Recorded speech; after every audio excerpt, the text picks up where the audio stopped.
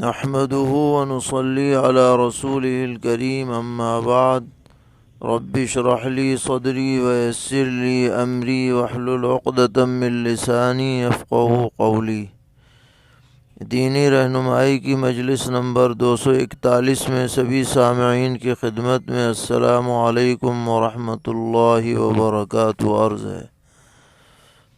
آج کی مجلس کا پہلا سوال یہ ہے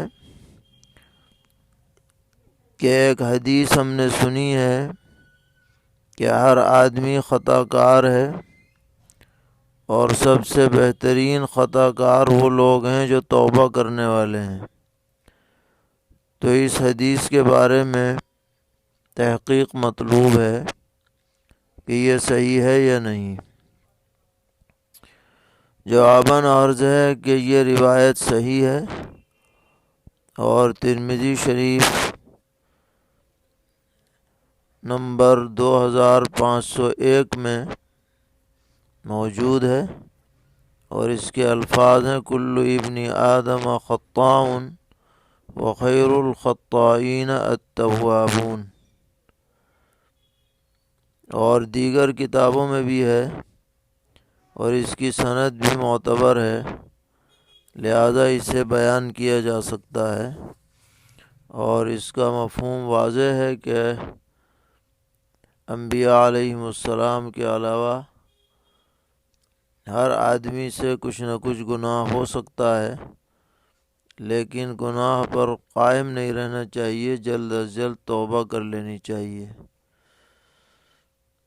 سوال کر رہے ہیں کہ قیامت کے دن جب اللہ تعالیٰ ایمان والوں کو اپنا دیدار کرائے گا تو سیدنا حضرت موسیٰ علیہ السلام کے علاوہ تمام ایمان والے بے ہوش ہو جائیں گے، اس لیے کہ وہ کوہ طور پر اللہ تعالیٰ کی تجلی کی وجہ سے بے ہوش ہو گئے تھے۔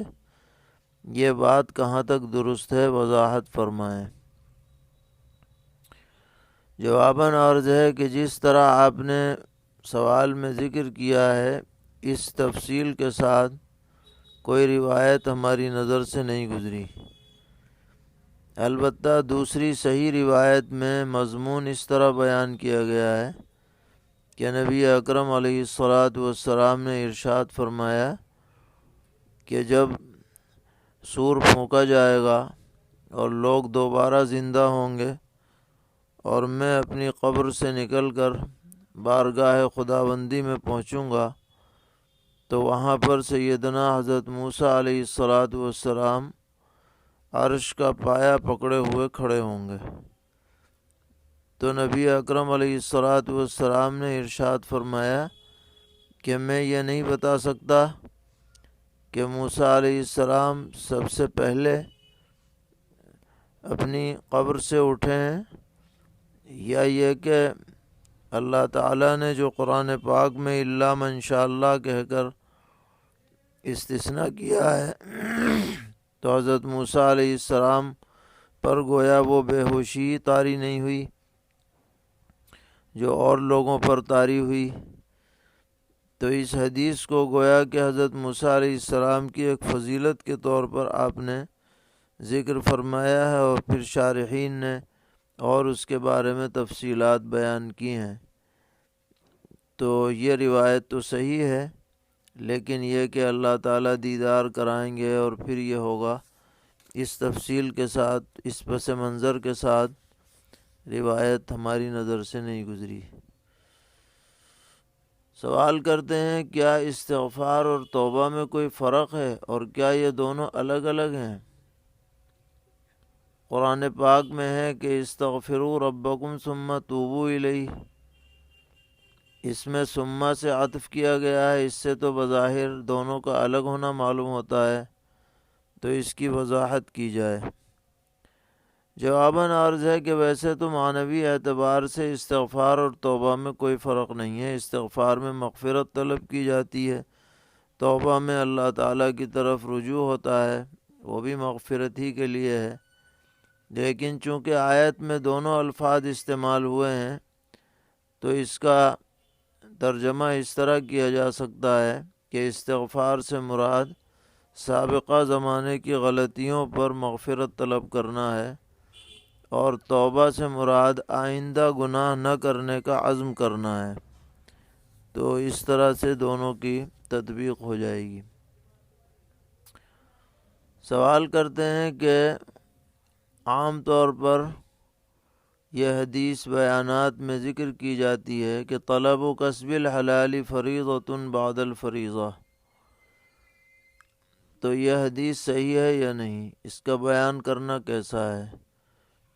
جواباً عرض ہے کہ یہ حدیث صحیح ہے کہ حلال کمانا فرض کے بعد فرض ہے، اور اس کو بیان کیا جا سکتا ہے، کوئی حرج نہیں۔ آدمی کو اپنی ضروریات کے لیے حلال ذرائع استعمال کرنے چاہیے۔ سوال کر رہے ہیں کہ ہم اکثر سنتے رہتے ہیں کہ مومن کو جنت میں کم سے کم 72 حوریں ملیں گی، تو کیا 72 حوروں کا تذکرہ قرآن کریم یا احادیث شریفہ میں موجود ہے؟ جواباً عرض ہے کہ ترمذی شریف حدیث نمبر 1663 میں فضائل جہاد کے ضمن میں صحیح حدیث ہے کہ نبی اکرم علیہ الصلاۃ والسلام نے فرمایا کہ شہید کو جہاں اور دیگر نعمتوں سے نوازا جائے گا جنت میں، وہیں 72 حوروں سے اس کا نکاح بھی ہوگا۔ تو شہید کے لیے یہ حدیث صحیح وارد ہے، اور ترمذی شریف اور ابن ماجہ وغیرہ میں دوسری روایت ہے جس میں یہ ہے کہ ادنا درجے کا جو جنتی ہوگا اس کو 72 حوروں سے نوازا جائے گا۔ اگرچہ یہ روایتیں جو ہر مومن کے لیے جس کا ذکر ہے یہ ضعیف ہیں، اتنی مستند نہیں ہیں، لیکن شہید کے لیے جو بات ہے وہ بالکل صحیح ہے، اور اس میں کوئی استبعاد کی بات نہیں ہے، اس لیے کہ جنت تو اللہ تعالیٰ کی طرف سے نعمتوں کا مقام ہے، جتنا بھی اس کے لیے عطا کیا جائے وہ اس میں کوئی تعجب کی بات نہیں ہونی چاہیے۔ سوال کرتے ہیں کہ عوام میں مشہور ہے کہ لاٹھی کھیلنا اور رکھنا نبی اکرم علیہ السلام کی سنت ہے، تو کیا بانس کی لاٹھی رکھنا سنت ہے یا مطلقاً لکڑی رکھنا سنت ہے، اس کی کیا حقیقت ہے؟ جواباً عرض ہے کہ دفاعی تیاری کے لیے بلا کسی التزام کے آدمی لاٹھی چلانے کی مشق کرے تو اس میں شرعاً کوئی حرج نہیں، اور فی نفسی عصا رکھنا یہ سنن عادیہ میں سے ہے۔ اگر کوئی سنت کی نیت سے رکھے گا، چاہے وہ جوان ہو یا ضعیف ہو یا کوئی بھی شخص ہو، اگر سنت کی نیت سے رکھے گا تو انشاءاللہ اسے ثواب ملے گا، اور اس میں کسی لکڑی کی کوئی تخصیص نہیں ہے، کوئی بھی عصا ہو اس سے یہ سنت ادا ہو جائے گی۔ سوال کرتے ہیں کہ کیا قربانی میں ہر بال کے بدلے ایک نیکی ملے گی؟ اس حدیث کی تحقیق مطلوب ہے۔ جواباً عرض ہے کہ یہ روایت اگرچہ بہت سی کتابوں میں لکھی گئی ہے لیکن سند کے اعتبار سے انتہائی کمزور ہے، بلکہ بہت سے لوگوں نے اسے ضعیف موضوع بھی قرار دیا ہے، لہذا اسے بیان نہ کیا جائے اور جو صحیح روایات ہیں انہی کو بیان کیا جائے۔ سوال کرتے ہیں کہ ہم نے سنا ہے کہ جب قیامت قائم ہوگی تو تمام مکانات زمین میں دھس جائیں گے لیکن مسجدیں باقی رہیں گی، تو درجہ بالا روایت سے متعلق تحقیق مطلوب ہے۔ جواباً عرض ہے کہ ایسی کوئی روایت ہمارے علم میں نہیں ہے کہ سارے مکانات دھس جائیں اور صرف مسجدیں باقی رہیں، بظاہر تو کوئی چیز باقی نہیں رہے گی۔ سوال کر رہے ہیں کہ جس دیوار کے پیچھے یاجوج ماجوج قید ہیں، کیا اس دیوار کو ذوالقرنین نے بنوایا تھا؟ اس کا پس منظر بتائیں کہ وہ دیوار کس چیز سے بنائی گئی تھی۔ جواباً عرض ہے کہ سورہ کہف کے اخیر میں اس دیوار کا تذکرہ ہے کہ ذوالقرنین ایک علاقے میں پہنچے تھے،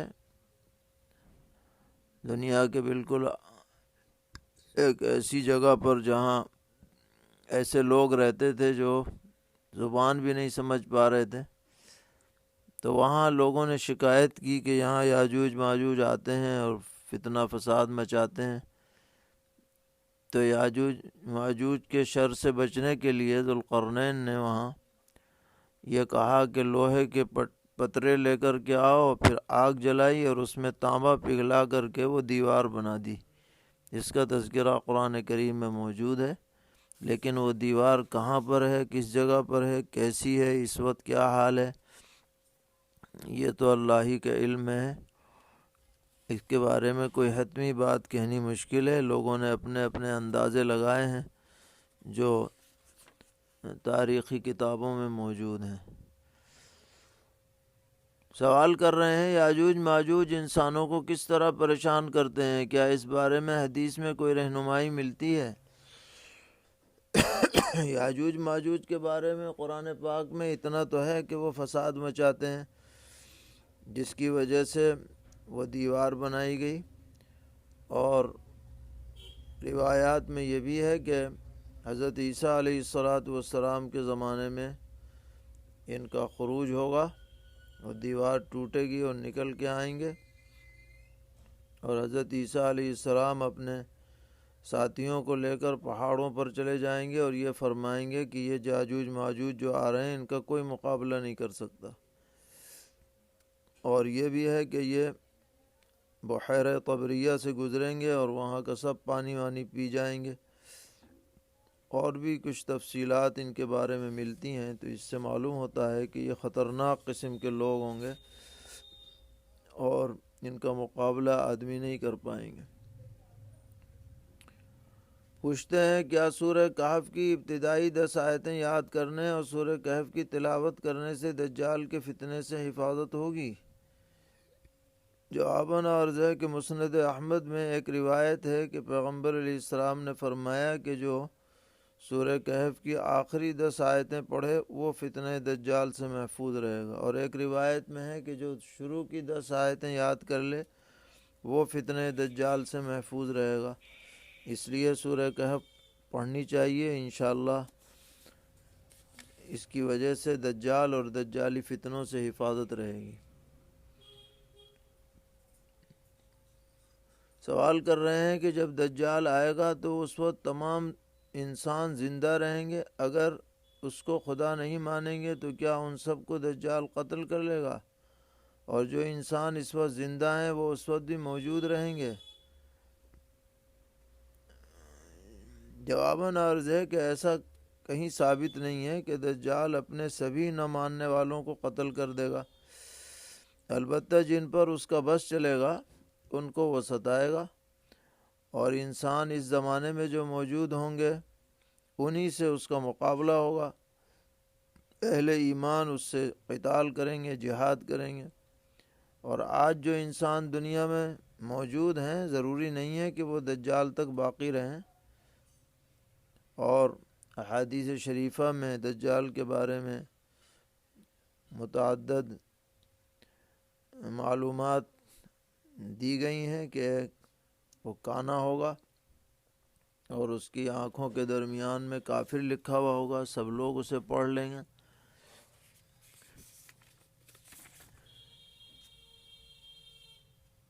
اور پوچھ رہے ہیں کہ جب دجال آئے گا یا جب دجالی فتنہ ظاہر ہوگا تو کیا جو لوگ اس وقت موجود رہیں گے ان کی حفاظت ہوگی؟ جواباً عرض ہے کہ ایمان اور اعمال صالحہ کی بدولت انشاءاللہ دجالی فتنے سے حفاظت رہے گی۔ اور بخاری شریف کی ایک روایت میں ہے کہ بنو تمیم کے لوگ دجال سے سب سے زیادہ جم کر کے لڑیں گے۔ بخاری شریف حدیث نمبر 2543۔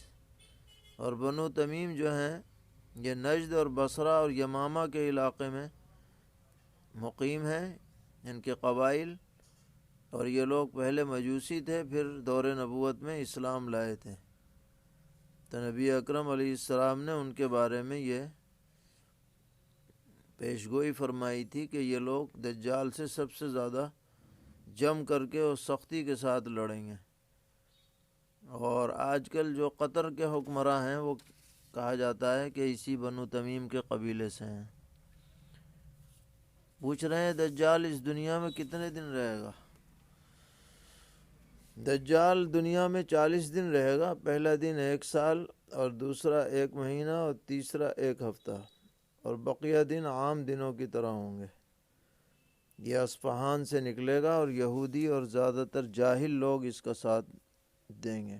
یہودیوں کی بڑی تعداد ان کا ساتھ دے گی دجال کا، اور اہل ایمان اس کا مقابلہ کریں گے۔ پوچھ رہے ہیں جمعہ کے دن سورہ کہف پڑھنے کی فضیلت کس حدیث سے ثابت ہے؟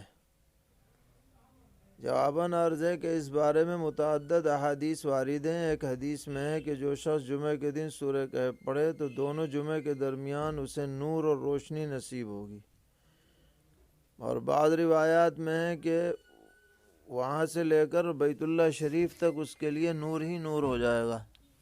اس لیے ہر مسلمان کو خاص طور پر سورہ کہف پڑھنے کا اہتمام کرنا چاہیے۔ پوچھ رہے ہیں آج کل بیت الخلاء کے جو ٹینک بنائے جاتے ہیں وہ عموماً مضبوط اور واٹر پروف ہوتے ہیں، یعنی نہ تو ان میں باہر کا پانی سرایت کر سکتا ہے نہ اندر کا پانی باہر رہ سکتا ہے، اور ٹیوب ویل کنویں کی طرح کچھ فٹ گہرا نہیں بلکہ عموماً سینکڑوں فٹ گہرا ہوتا ہے، اور سینکڑوں فٹ کی گہرائی سے جو پانی آتا ہے وہ بالکل صاف شفاف ہوتا ہے، اور گہرائیوں سے پانی باہر لانے کے لیے لوہے وغیرہ کے پائپ کا استعمال کیا جاتا ہے، نہ کہ ڈول وغیرہ کا۔ لہذا بغیر کسی دوری کے بھی اگر بورویل کرایا جائے اور پانی نکالا جائے تو اس میں کوئی قباحت تو نہیں ہے؟ جواباً عرض ہے کہ اگر پانی میں کوئی اثر نجاست کا نہیں آ رہا ہے، صاف شفاف پانی ہے، تو اس طرح بورویل کرانے میں کوئی حرج نہیں ہے۔ جہاں بھی ممانعت آئی ہے وہ پانی کے مل جانے کے خطرے کی وجہ سے آئی ہے، جہاں ایسا کوئی خطرہ نہ ہو تو کوئی حرج نہیں۔ سوال کرتے ہیں کہ ایسا خف جو پیتاوے کی شکل کے ہوتا ہے، جس میں ٹخنا کھلا رہتا ہے اور اوپر کی ہڈی بھی کھلی رہتی ہے، اسے پہن کر مسح کرنا درست ہے یا نہیں؟ جواباً عرض ہے کہ پیتاوے والے خف پر مسح درست نہیں ہے۔ یہ خف ایسا ہونا چاہیے جو پورے ٹخنے اور نیچے کے حصے کو بالکل ڈھکنے والا ہو۔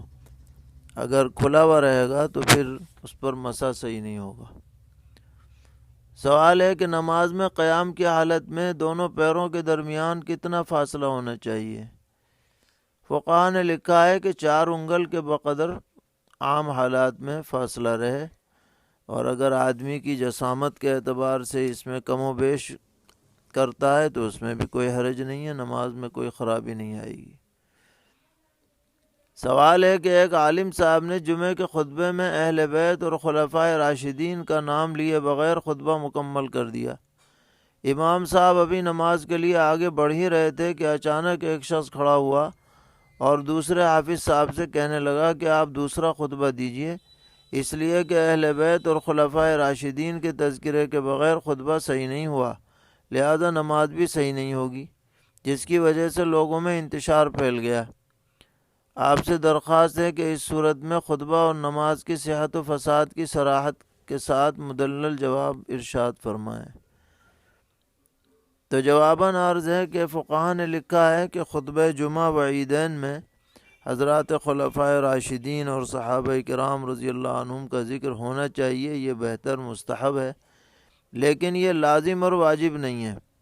خطبہ تو محض حمد و ثنا کے چند کلمات ادا کرنے سے بھی خطبے کا واجب ادا ہو جاتا ہے، اس لیے مصولہ صورت میں جو دوسرے صاحب نے دوسرے خطبے پڑھانے کی بات کہی ہے اس کی ضرورت نہیں تھی، اور جو پہلا خطبہ پڑھا گیا اس سے واجب ادا ہو گیا۔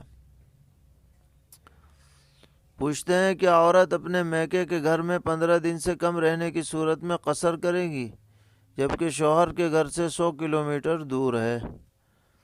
جواباً عرض ہے کہ جب لڑکی کی شادی ہو جاتی ہے اور وہ رخصت ہو کر شوہر کے گھر چلی جاتی ہے تو اس کا میکہ اس کا وطن نہیں باقی رہتا، لہذا جب میکے میں آئے گی تو جب تک 15 دن رہنے کی نیت نہ ہو قصر پڑے گی، اگر میکے اور سسرال میں مسافت سفر پائی جائے۔